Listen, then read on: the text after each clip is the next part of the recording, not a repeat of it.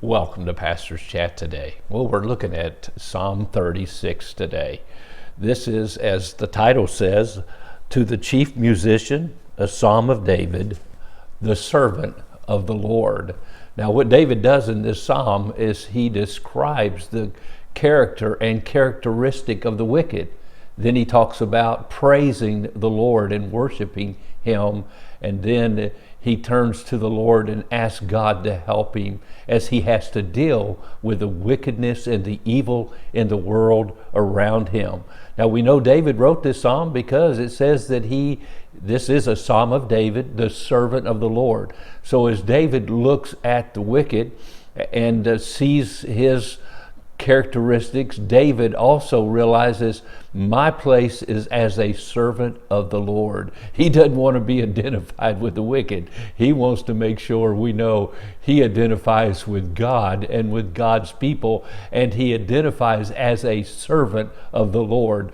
You know, when you read the Pentateuch and you read about Moses over and again, one of the greatest leaders that the world has ever known is Moses.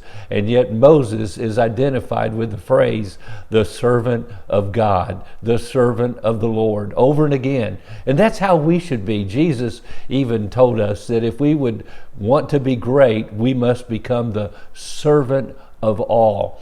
And that should be the way we should be. So David in this psalm, matter of fact, only 2 psalms have this title where David identifies himself as a psalm of David and he is a servant of the Lord. Psalm 18 and here Psalm 36. Isn't that interesting? 18 equals 36.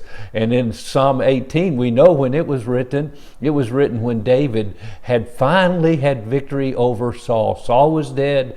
David is becoming king of Israel.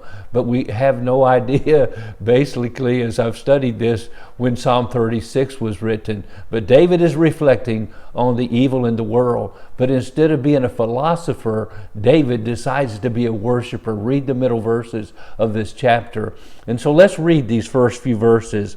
So we see an oracle within my heart concerning the transgression of the wicked. There is no fear of God before his eyes, for he flatters himself in his own eyes when he finds out his iniquity and when he hates. The words of his mouth are wickedness and deceit. He has ceased to be wise and to do good. He devises wickedness on his bed. He sets himself in a way that is not good. He does not abhor evil. Oh goodness, my friend, when you read these verses, you can't help but think of the situation America is in today and the evil and wickedness of people around us.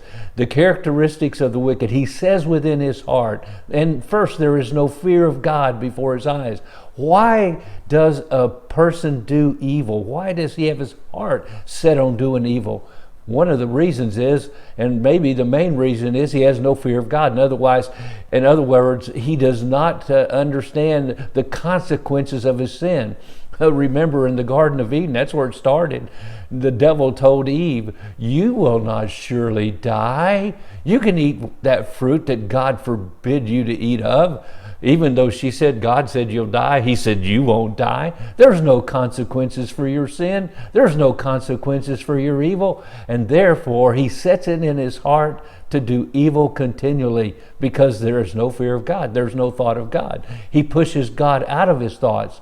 That's what the evil does.